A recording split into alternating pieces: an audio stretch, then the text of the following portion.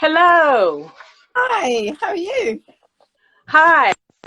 Hi, how are you? I'm good. How are you? Good. We're here. We made it. We made it. Right. First, So, we're Instagram live version. yes. Yes. We can hopefully do it again. Right. So, hello. Thanks everyone for tuning in. And thanks to those who are going to catch up with this later on. It's me, Hillary, founder of FASHIONbytes, a platform to support and nurture creative entrepreneurs. As you know, that we usually have live educational panel discussion events to help you run your fashion business, trying to fill the gap between education and real life. And we know that there's a huge gap there. But current situation dictates that we pivot. So here we are. Super excited, really excited to have the amazing Jane Kellock with us, United Style Platform. And Jane, over to you. Please tell us about you and UPS. US. USP, everybody gets that mixed up. It's an easy one. Yeah, Unique Style Platform is a it's a trend forecasting website. We work with clients on a bespoke basis. So we put bespoke information together for clients, and we also have a website which people subscribe to, and then they can get information about color and macro trends and product trends, and increasingly lifestyle trends, because we feel that fashion and lifestyle are really starting to blur. Okay. So I'm the creative director. Wonderful. And the founder, and my background is as a designer, and then later on casting. Okay, wonderful. Thank you. And thank you for giving us your time. First question. I think we need to understand what your view is on the consumer mindset at the moment before we look at how we're going to recover. What do you think the consumer mindset is? Well, that's a really interesting question, and something that our team have been debating almost daily. And the only thing we really have to go by is the way we're currently feeling, because we're currently the consumers as much as anybody else. And the consumer mindset, we feel, is very much one of caution. Caution in a variety of different ways. Caution around finances, caution around ethics, trust, Right. caution around whether or not we're actually that interested in fashion. I hate to say this because I work in fashion, but it's not our priority right now. Our priority is food, is making sure our family are okay, making sure that our health is okay. So fashion is kind of way down on our list of priorities. And I don't know about you, but I've only just started to wear more than 10% of my wardrobe. I literally started off lockdown wearing about 3 things for about 2 weeks. It wasn't pleasant. Oh, absolutely. Absolutely. The same track bottoms. And if I didn't have a video call with colleagues, who knows what the top may not change on a regular basis. Absolutely. I put my lipstick on especially for today. Yeah. Very nice. But now I started to think, actually, I'm going to make myself feel better by putting, an outfit on each day. And I do love fashion. So I think that we'll fall back in love with fashion, but it's going to take a little while. We're not going to be spending so much money. We're going to be considering our purchases much more than we ever have been, because we're going to be thinking about money much more than we ever have been. And we're going to be really cautious, but we are going to want to use fashion as something that's going to make us feel really joyful and celebratory once we go back to some kind of normal. Right. And with the mindset of being cautious, this may lend a hand to the sustainability conversation, because you don't need you realize you don't need as much as you've been consuming. Absolutely. So it really would change how we perceive what we need, and we don't need it yesterday. Absolutely. And we don't need it yesterday. We don't need Zara or Amazon to deliver the next day.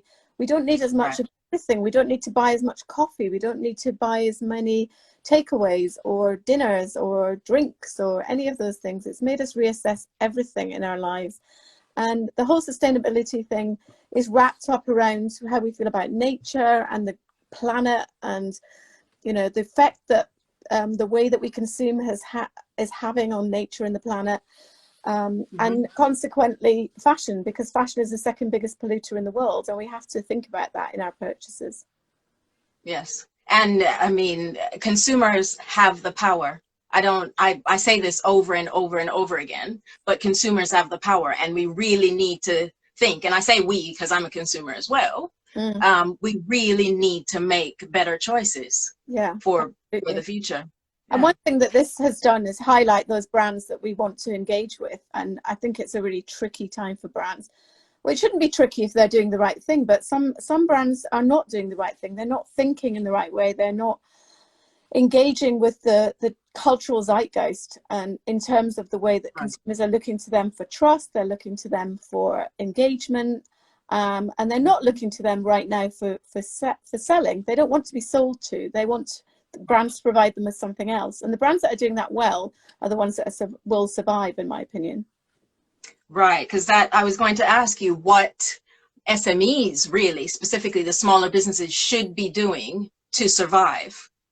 Yeah, I mean, I think it's an exciting time for smaller businesses, because we already are shopping more locally because we have to. We can't move beyond our very small space that we live in, you know, a couple of streets sometimes. So I'm personally making choices to support the shops in my street. And I heard actually somebody today when I was out and about saying, yeah, I'm going to buy my clothes from, there's a small independent boutique near where I live. I'm going to buy my clothes from there because I'm not going to go into the West End. Why would I do that? I have to go on public transport. I have to queue.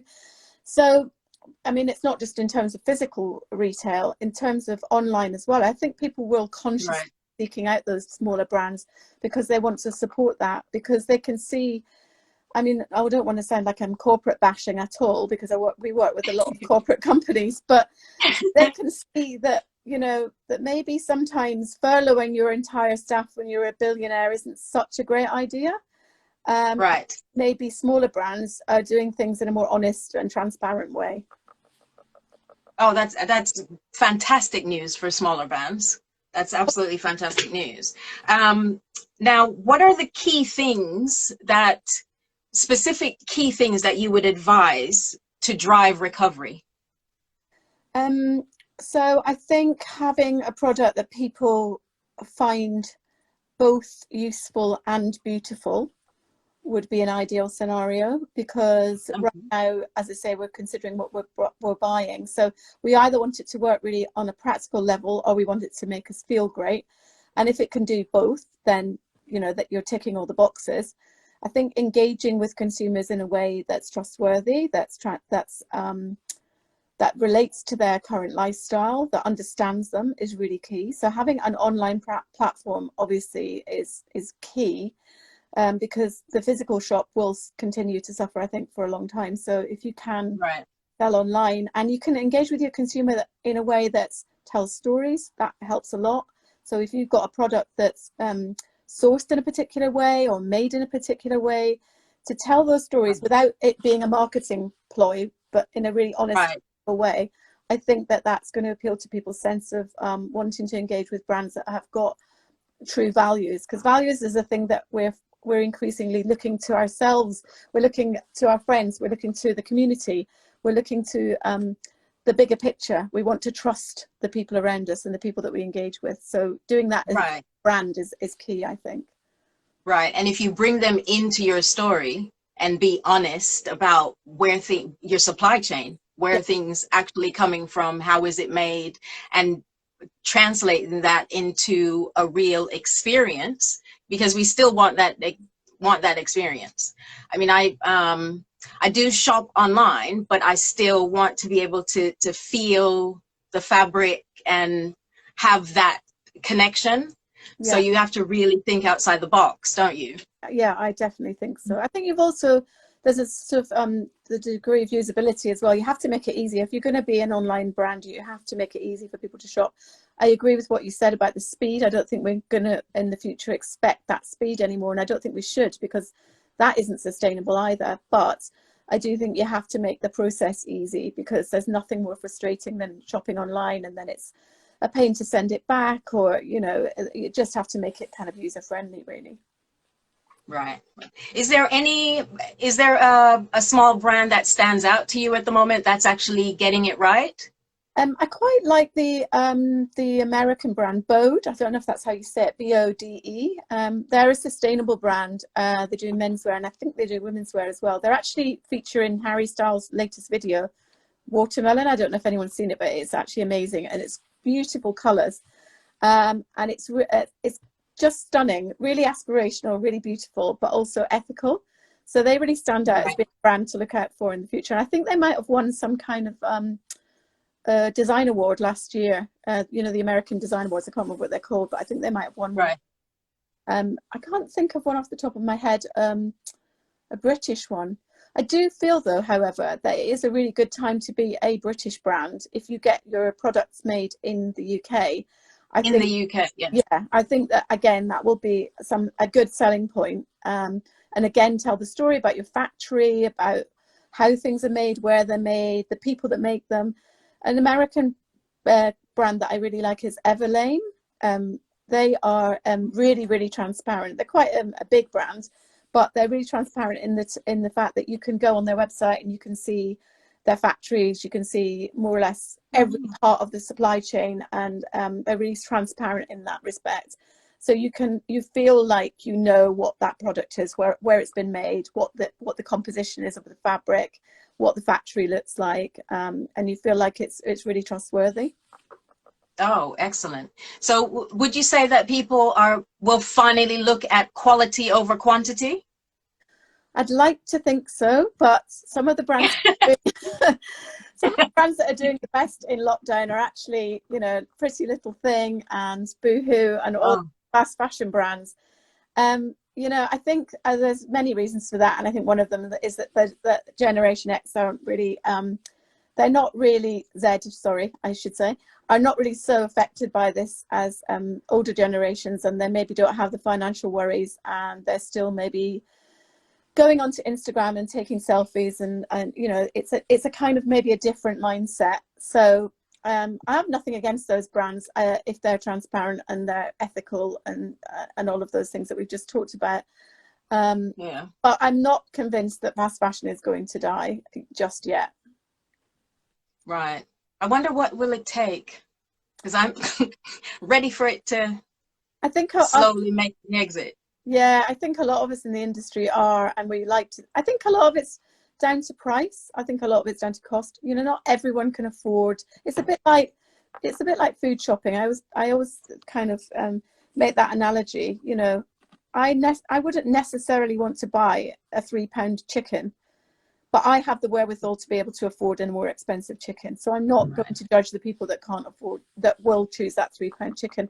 And maybe, you know, it's down to the brands to maybe to improve their standards, you know, and to maybe put their prices up a little bit and improve their standards. If you offer the customer something really cheap and they don't have the budget, of course they're going to buy that. You know, it's not their fault. I'm not judging the consumer. No.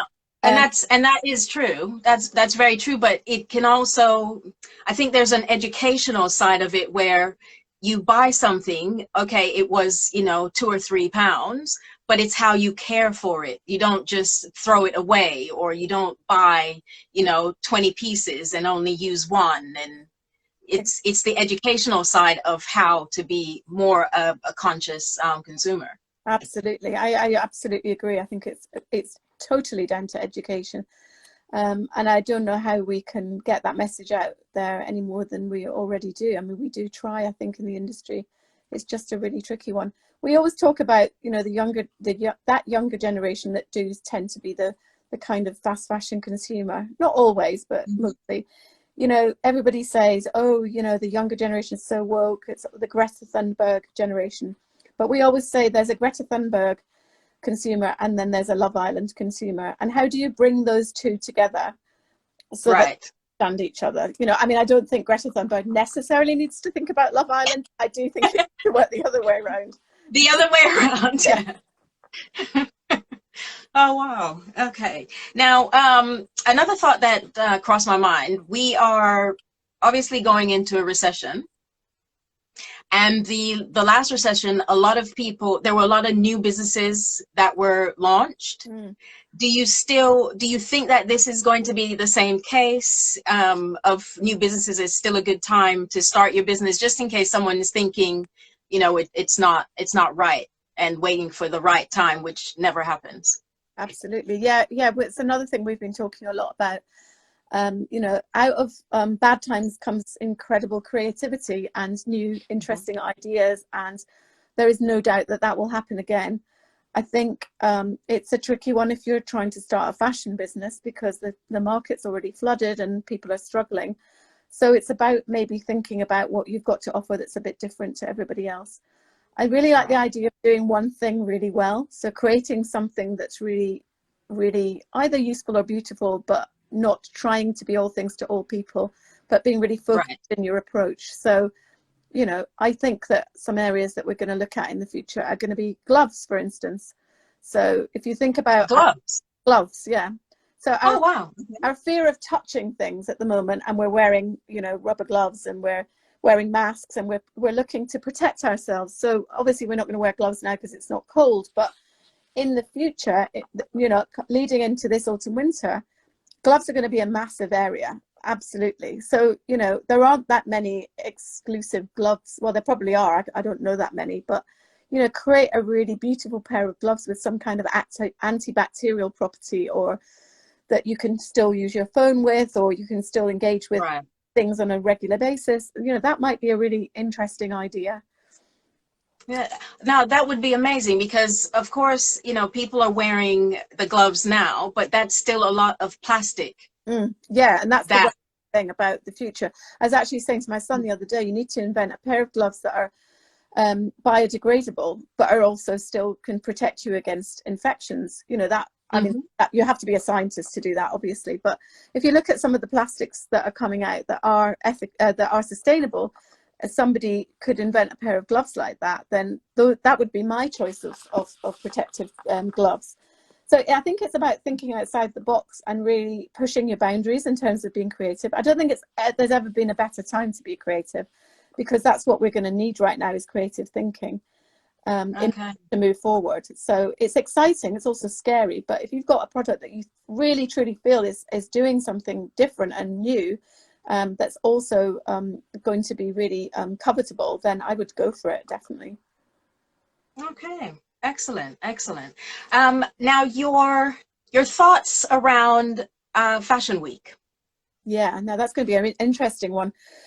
We've been talking to a few people. I don't really think anybody knows what it's going to look like. It's going to be really interesting. It's going to open up lots of opportunities for people, again, creative people who think outside of the box. I think it's going to be very tech-led, which is really exciting. Yes. I think there's going to be a lot of virtual catwalks. There's going to be a lot of AI.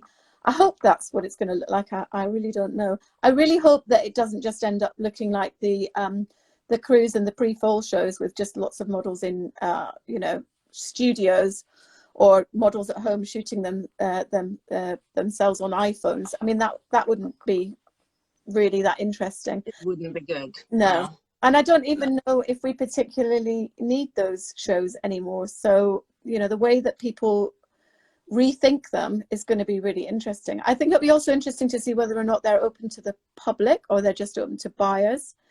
And I was just thinking that. Yeah. If they are, because they started. Sorry, go ahead. Sorry, go ahead. If they are open to the public, then maybe it'll be more of a see now, buy now kind of situation, in terms of, why, if you're going to open it up to the public, then why would you not just buy it straight away? I mean, the seasons are another thing to think about anyway. The fact that we work to such strict seasons is kind of, I think we've outgrown that as an industry. So it's going to be really interesting to see how the catwalks and the seasons play out. And some people are being really brave, like Gucci, and saying, you know what, we're going to do our own thing. We're going to see how it goes. We're going to we're not going to work to seasons. We're just going to create collections, and I think that's a really interesting idea. That is an interesting idea, but I never really understood why the men's and the women's had to be separate. I know, and increasingly they've come together much more in the last couple of seasons. Gucci's, you know, combined men's and women's wear, and some of the more forward designers have as well. And yeah, and the seasons almost work differently as well with men's and women's wear. And I've never understood that either. I don't know if anyone has, to be honest. Yeah, it just doesn't make sense. And now that we're going to genderless, if that's the right term, there's just no reason for anything to be really separate anymore. No, not at all. Yeah, it's going to be an interesting time. It'll be interesting to see whether it's just, you know, a kind of rehash of what's happened before, or it's going to create something really new and exciting. Okay, what's next for Jane? Oh,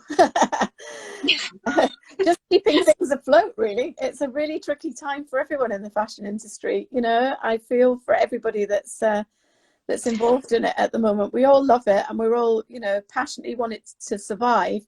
It's going to be really exciting to see how it evolves and becomes a new fashion industry.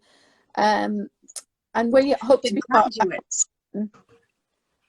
I do feel for the graduates this year, because they can't have, you know, the shows as they would do. Oh, we really feel for graduates, because if you're a design graduate, your entire 3 years of your college is based on that final show, and it's your moment to shine, and it's just such a horrible thing to have that taken away from you. It just makes us so sad. I think I'm going to be involved in the ID magazine judging of graduates, which is going to be really exciting. And we're going to try and promote, you know, as many of the graduates as we possibly can. We always do a roundup of the new designers, of the people that we think look interesting from new designers. So we're going to try and do that sort of virtually. We've been doing some webinars around how to stay creative. Okay. So we've been trying to help as much as we can, and we usually take lots of interns, but we haven't even really been able to do that. So, you know, that's hard as well, because those opportunities really do open doors. Right. We've had a couple questions. One comment said, Jane, you're the best. I think that was Billy, who is an old intern of ours. We love you, Billy. And we have a question. What do you think about haute couture? Yeah. People say it's been dying for years.